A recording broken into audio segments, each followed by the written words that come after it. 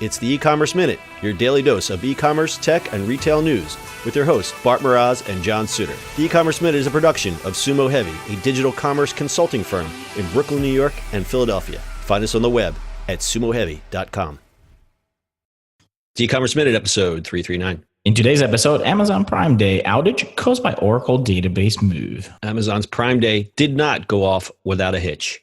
In fact, the e-commerce giant's website crashed. The disruption also caused one of Amazon's warehouses to experience a technical outage that resulted in the delay of thousands of packages. According to a report from CNBC, the outage was caused by Amazon moving its database from an Ohio warehouse off of Oracle's to its own technology.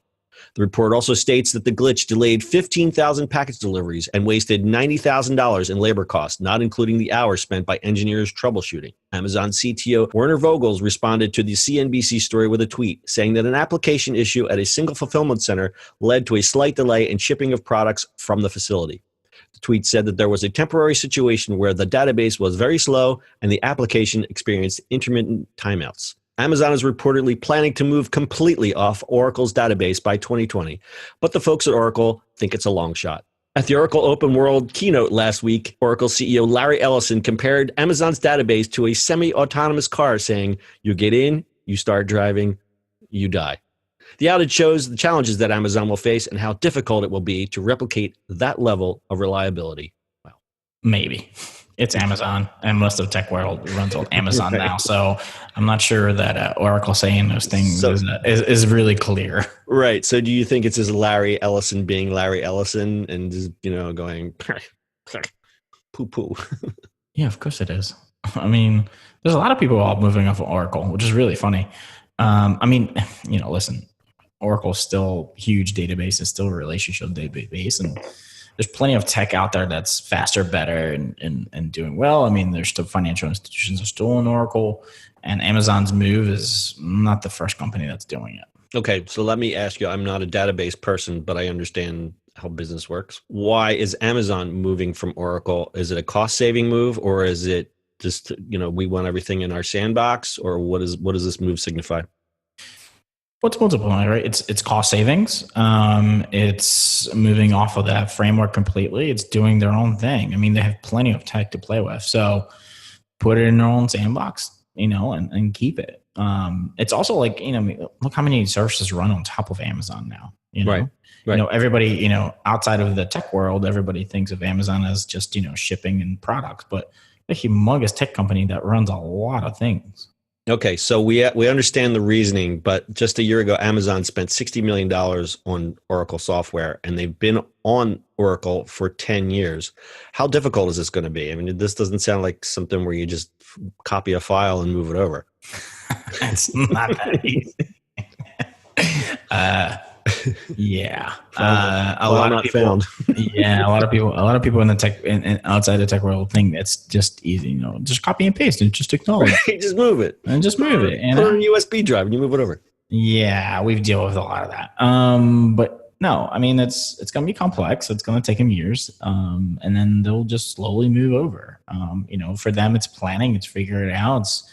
They move pretty fast, but they test stuff out. Well, how does this happen, though? I mean, how does this happen on Prime Day of all days? Overloaded. I mean, poor planning on that one. They should have moved it a long time ago. I'm not sure why they did it this way. Some connections. And listen, any database has to connect over a network. It could be anything.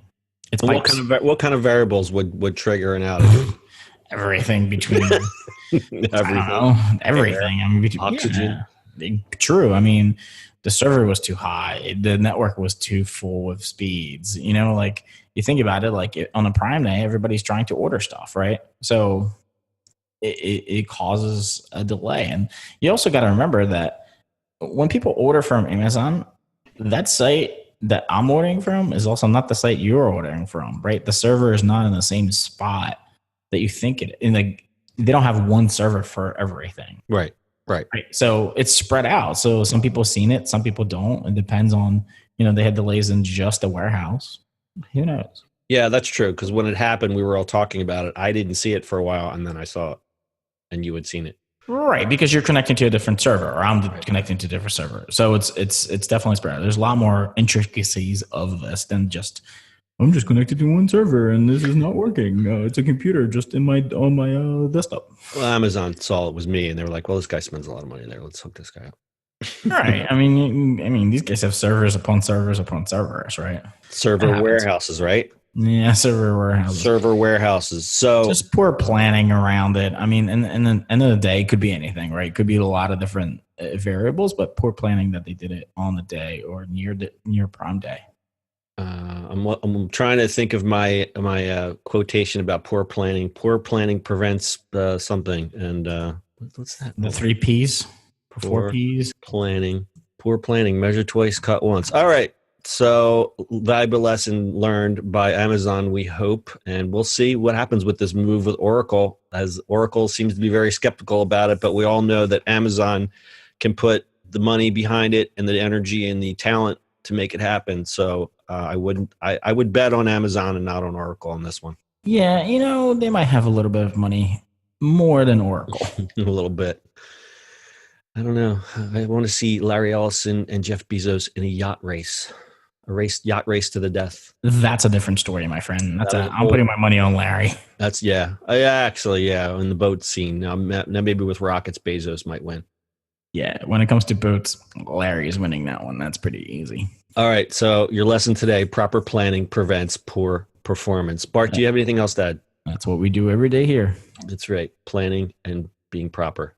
Full show notes are your e-commerce minute.co. That's your e-commerce minute for today. We'll see you on the internet tomorrow. That's it for today's show. If you like the show, do us a favor and subscribe or leave us a review on iTunes. And don't forget, you can now listen to the e-commerce minute on your Amazon device. Just add e-commerce minute to your flash briefing. And finally, if you have a comment or suggestion or just want to say hi, find us on social media @Sumo Heavy.